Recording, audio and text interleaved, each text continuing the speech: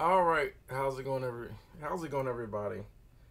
I wanted to do a really quick video because I'm actually want to get some feedback on this subject, and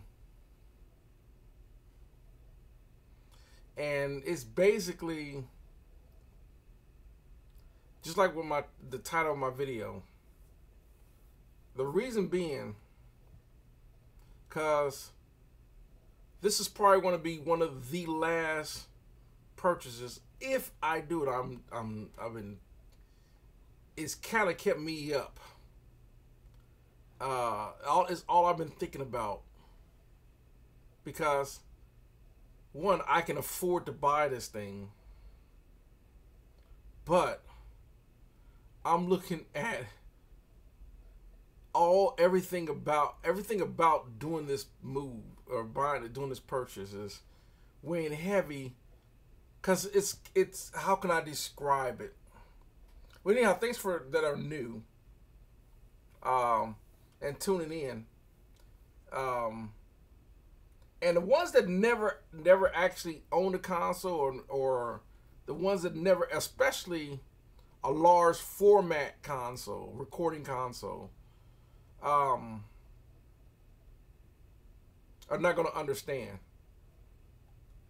There's people that even this Island Heat is actually considered a medium-sized console, even though to a lot of people this console is actually pretty darn big, and it is big compared to a small mixer, or even mixers that might be, even a digital mixer like a Personas Live or Behringer X32 or Midas 32 or something like that. This console is way bigger and way heavier than those. And I was thinking about when I moved this in here by myself, it was no joke. And this thing is not nowhere near as heavy as the console I'm looking at now, or as big. And so some people would sit there and say, and this is why I need some feedback. Some people, and this is probably the best answers I can get is from people that have lived their lives or just worked around large format consoles. Because I have not pulled the trigger. I've talked to these people that, so people already know now what I'm talking about. It is a console.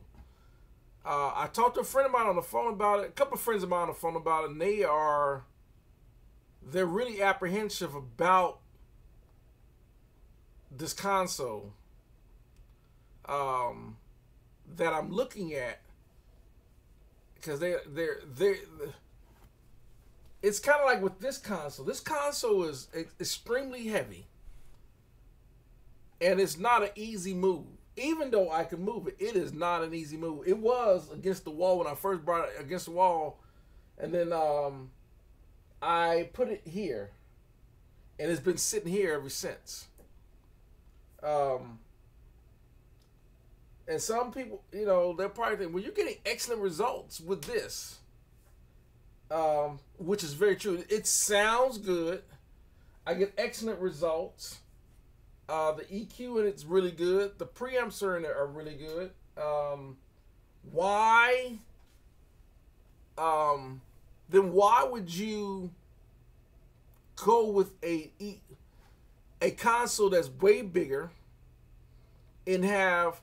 Because what's great about these consoles are relatively maintenance free for an analog console.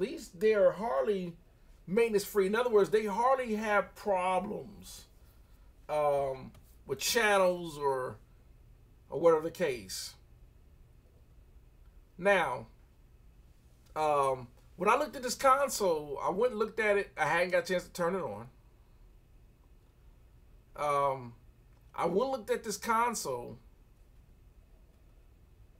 and because I've worked on this console before, or I've been around this console was in use before. This is in the 90s when the album that we did was done on it.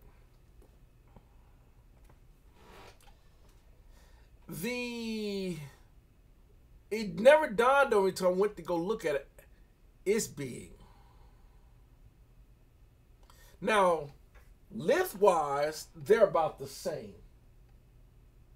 As far as lengthwise.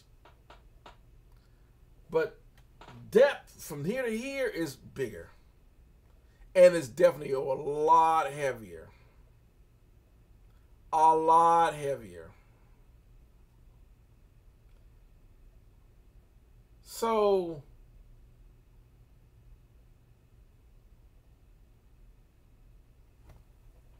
the crossroads that I'm at with this is, and it's like, why am I so, it's kind of like, why are you so adamant on wanting, and I'm asking myself this, I was thinking about this, why am I so adamant about consoles, especially large consoles? And I'm talking about the consoles that, if you think about the old school days, or people that are my age, or, I mean, that's all you see. That's all you ever saw in a recording studio was a large console, and you still see them in recording studios that are operating. I'm talking about on that level. We call them commercial studios. Some people don't really. Some people call them professional studios, and I'm talking about the ones that we know: East, West, Blackbird, and so forth. And some people sit there and. Some people would say, well, mostly because those guys are also doing film scores and they still need the channel count, the preamps and the channel count. Even though a lot of studios would have a whole bunch of outboard gear rack of preamps like I do.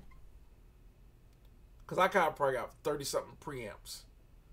But the console also has preamps in them. But the drawback to a console, the great thing about a console, and also the drawback to those preamps, there's a pro and a con, is the preamps they're the same preamp, so they don't have different colors or flavors. You might want a certain flavor color on vocals, but have a different flavor and color on instruments. Well, you can't do that on a console. You have to get a different set of preamps, and most consoles have the same preamp. Like this one has 48 preamps in it. Another draw, this one is a live console. Even I use it for recording. And you can use these for recording. But these are live consoles. I know, there's the ML and there's the GL. I know the L stands for live. I don't know what the G, I don't know if the G and the M is G is entry level or medium level format console, and the M one may be pro level. I don't know what the M and the G for Alan Heath, why they use the G and the L, but the L of it stands for live. And a lot of people say, well, you got a live console in your recording studio, but you got a recording studio, because actually my MX8000, which is a Behringer, is actually a recording console, but it's extremely limited to what an actual pro level console is supposed to have, like phantom power per channel and phase reversal and stuff like that. This has phase reversal and phantom power per channel and everything else like you're supposed to have. The Behringer doesn't do that. Neither does Mackey's. Mackey, especially the Mackie 32x8 or the Behringer MX8000 or MX9000, do not have phantom power per channel. You got to hit one fire and it powers the XL input. If you input. And the problem is, if you were running, the problem with a Behringer or Mackie or a console like that, where they send phantom power to all 8 channels, is you cannot run dynamic or ribbon mics on those channels with the phantom power engaged, because you'll blow the mics. You can only run condenser microphones. They do make some phantom power ribbons, but you got to make sure you get a phantom power ribbon. So that might be a problem if you were going to record, let's say, drums on your first 8 channels, and you were going to mic up a drum set, and you were going to, let's say you're going to use a couple of condensers for overheads, maybe a condenser fed on the kick, and maybe another condenser mic for the room or whatever, but you're going to use dynamics on the snare. You cannot put on a Behringer MX8000 or Mackie 3280 or any console like that, you cannot engage the phantom power and run dynamics and condensers at the same time. On a board like this, you can. If I was going to run the first 8 channels of drums for recording, all I got to do is, if I'm going to run a condenser mic, and I'm going to run it on kick 1 on the kick, I just engage phantom power on channel 1, but I don't have to engage channel 2 if I've got a dynamic mic on that channel. Same thing with a large format recording console. They're the exact same way.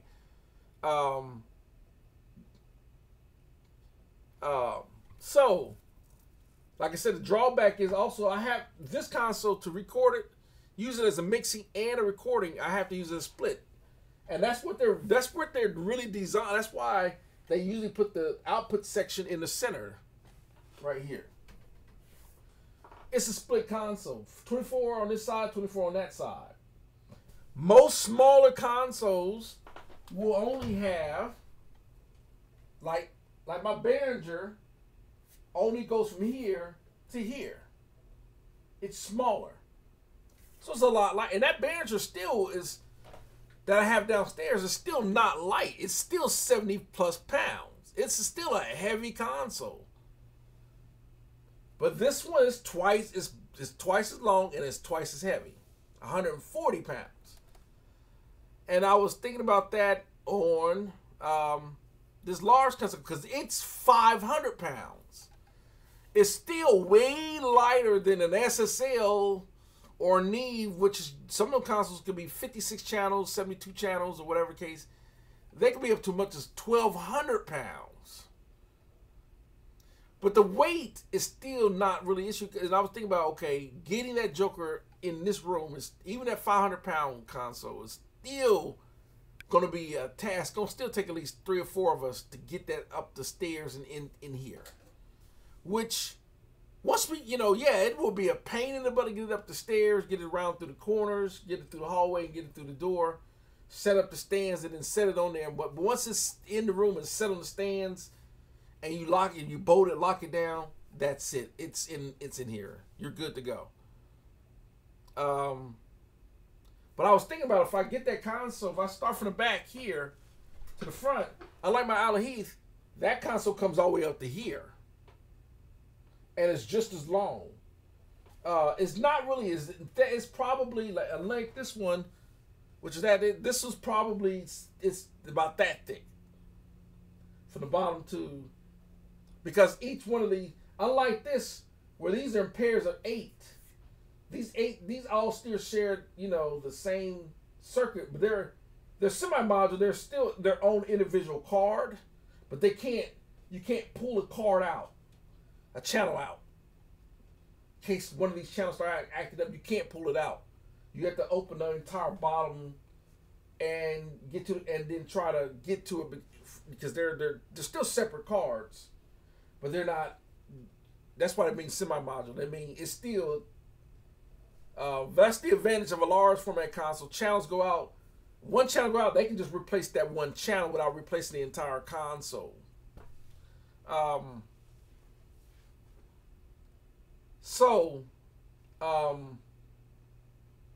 another drawback is the heat. Because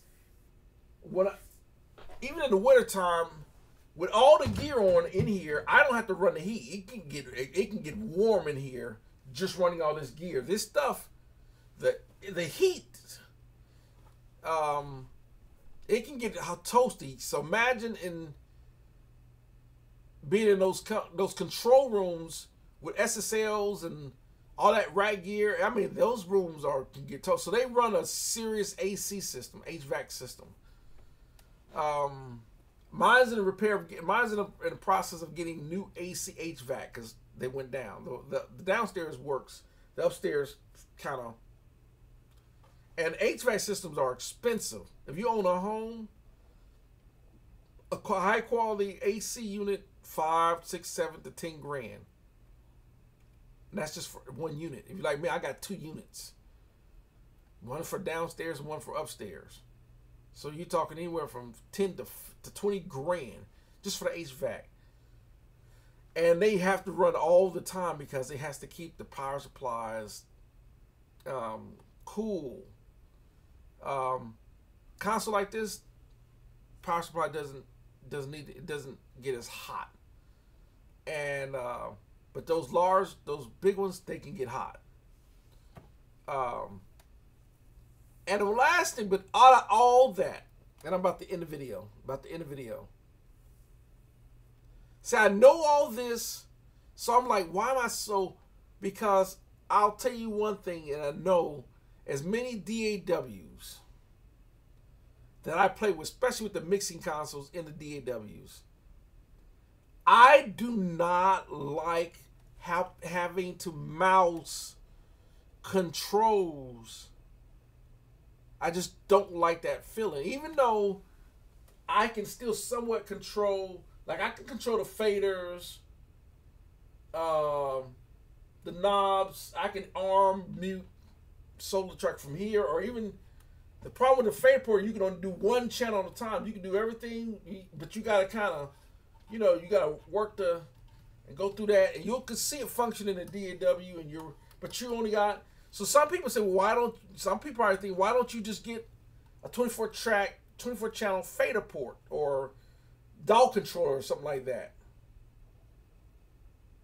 And you could, but still, it's not the same as if I come over here and need to make EQ adjustments. I need to do auxiliary routing so I can send over to my outboard gear, bring it up on the faders. It's not you. And this is some people might think I'm just stuck, and that's probably true. But if you've been in the DAW world, that's all you ever known, and then you come out, it's kind of like, imagine, let's say you've been in the DAW world because you don't need something like a DAW control, like this fader port, to work to control something at all. You can do everything with just the mouse and keyboard in your DAW. But some people figure and I think a lot of people realize that once you start working, even switching to a DAW controller and doing everything and working the fader and actually physically moving the slider fader, it feels more tactile. It feels more realistic. It feels like you're you're controlling what you need to do a lot more. Just doing this and actually physically, instead of always hitting space and dash or the letter R on your keyboard or whatever, rewind or whatever, it actually feels better to be able to stop and play or whatever. Same thing on your MPC. If you sit there, you stop recording, it feels better to touch buttons. Imagine if you had a software version of an MPC like my Renaissance here, and you're sitting there trying to tap the beats, or even if your screen was touchscreen, like this screen is touchscreen, and I'm sitting there trying to run beats, touch it don't feel right. It feels weird. But this is my MPC studio. You can't see because of the camera, but my Renaissance is next to it. When you're actually, even if you're programming beats, it feels better to actually hit the beat, stop, record, turn in quarters. You're touching something. It feels better working like that. I've tried to use the drum machine in my Reason program or in my Studio One program. They got pads, but even it feels better hitting the pads, or even on my DAW controller, or when I'm working on my interior, it feels better to actually hit a real pad. Even though you can use the mouse in the software, but it don't feel right with the mouse. You can't get that. You can't. Yet alone, imagine if I'm talking about just using having a real MPC or drum machine and doing beats on the drum machine and and working in code, and you can literally, once you know how to work these, you feel better going let me get over here and it feels better to do that. The same thing, it's easier for me to hit play, record, rewind, slide the fader, arm track from here than it is in the software. Even though there's shortcut keys, I know the shortcuts, I can boom, boom, boom. And I like doing that for when I'm doing editing stuff, but not when it comes to actual mixing. And I'd rather sit here, I can turn around, I can bring up the, it feels better to do this. It really does. I can mute arm, track, turn knobs. It feels better. It's there. You know. So, this is the reason why Chris Algie, Bob Clearmountain, mixing engineers like that prefer to work on a console. Because you can feel what you're doing. Same thing with outboard gear.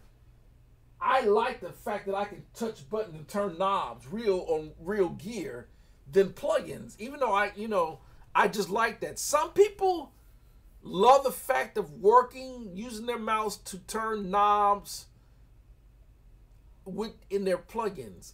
I don't like that feeling. I can do it that way, and I've been doing it that way. I just don't like that. If I have 1176 plugin on a screen and I'm making all these, I'd rather go to an actual 76 in the rack and turn an actual knob. It feels. My analogy of it is kind of like, think of it as a woman. You can use a virtual woman in a computer. And you're grabbing, you be looking at her body. She's virtual. She's in the software in the computer looking at this virtual, I'll use like I got my picture of one of my I got it on the wall, right? This is Karen Parsons. Of course she played playing Hillary. But man, this female right here, is like my ultimate number one crush, right? But the problem with this picture is, it's a picture. Now, anyone knows it's kind of like if you got it, your wife or your significant other or your partner or whatever. Don't it feel better actually touching a real person? It's the same thing it's the exact same thing. Imagine trying to play, imagine trying to play a virtual trumpet versus playing a real trumpet. You're going to want to play a real trumpet if you're a trumpet player. You're not going to want to play a picture of a trumpet. You want to actually play a real trumpet. So I'm putting this back where that's the picture of Karen on my wall is like a motivator. When I'm looking at her beautiful self on the wall. So I apologize for making this because I wanted to make this a quick video so people can post their opinions.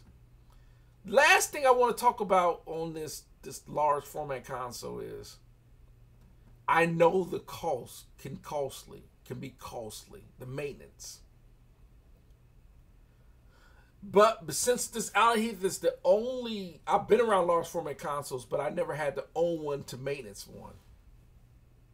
And hooking one up, the wiring, compared to me just using XLRs and TRS cables, TS and TSR cables and XLRs, like these just take standard XLR. They don't take EDAX or D-sub cables or how it's wired in the back. They actually have inputs, XLR and TRS inputs on every channel. Most of those kind of consoles, they're not hooked up like that. So I would love to get people's opinion. How much of a nightmare can that really be? Because I've never had to do it. Every studio I've been, they were already wired up. Everything's already wired up, including the grounds. Everything's already wired. And that stuff is usually in the floor. From the console, it's under the floor. It's on the panels under the floor, in the walls or whatever. To the patch bays, the rack units also have the wiring in the floor. You just don't see the wiring nowhere. They always look clean, but the time consumed to do all that is a lot. And I know this, especially when I see them decommissioned consoles. You start seeing them where they start revealing all the cabling. But they also say one of the other biggest issues is the maintenance. Getting them commissioned and getting them up. How hard would it be? How much work can you, with like myself, do compared to hiring someone that can? Sometimes they say the tech teams can get expensive, and I'm like, well, out of all that, and then some say, are you even having clients to even to? Do I even have the clients to support having a large console like that? Believe it or not, the clients actually will start coming, and I know this for a fact, to start getting clients. That's actually not the hard part. I'm just thinking about the maintenance costs and the weight and the size, and I'm thinking, I know for a fact once those consoles are up and running, as far as sound and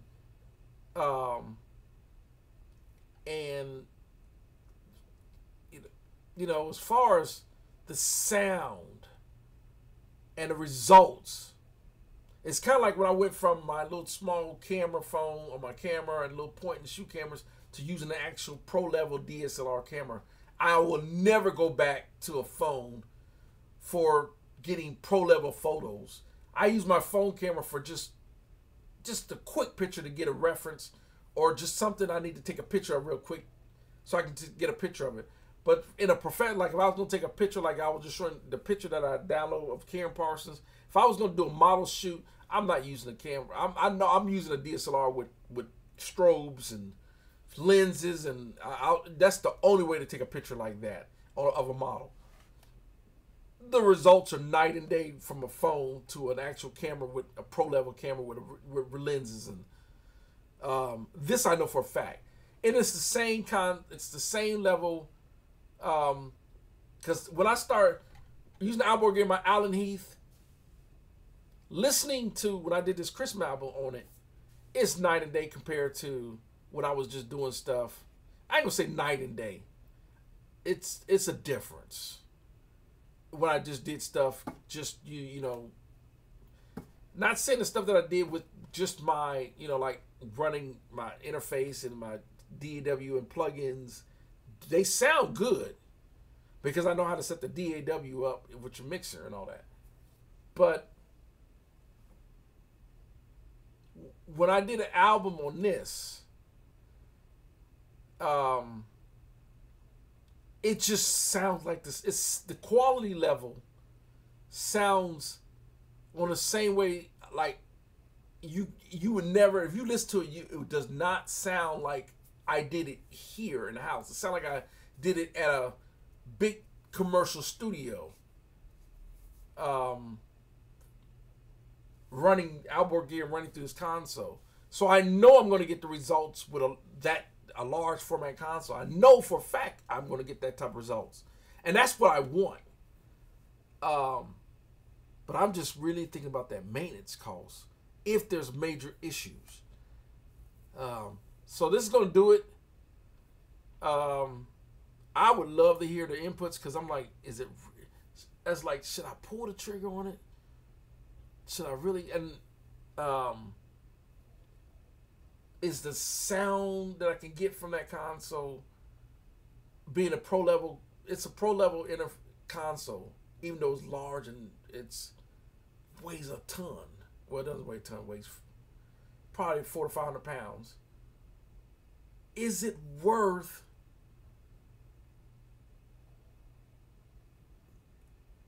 Is it worth it? It's kind of like when you watch Warren Hewitt produce like a pro, and he's got an SSL. Is it worth it? Because I know an SSL that one he has is way bigger and heavier as far as weight and everything else than what I'm looking to buy now. Um,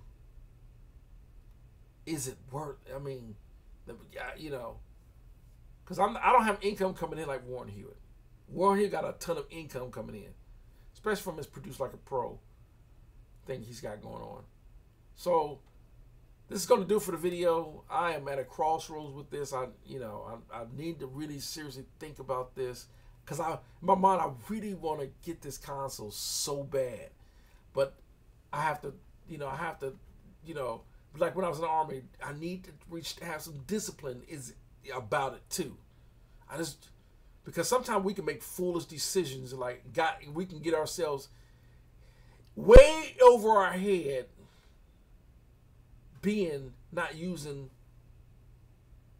really weighing in all the factors, and I'm really trying to weigh in all the factors of this purchase. So people that have experience with large format consoles that watch my channel, weigh in on me on this, and I have to, because this is going to happen in the next couple of days, and I know if I get it, I'm like, if I had to get rid of it, how hard would it be for me to get rid of it? Because large format consoles are not easy to sell like outboard gear or microphones are. A large format console is one of the hardest things to sell, because it's only certain people want it, and there's so many more people already have large format consoles, and they think about the maintenance costs and everything, the weight and everything else. And then there are people that there are a lot of people that want a large format console, but they know I don't have the room for it. And I'm thinking that's another thing I'm thinking about. This thing is big. So that's going to do it. Thanks for watching. Y'all have a great one.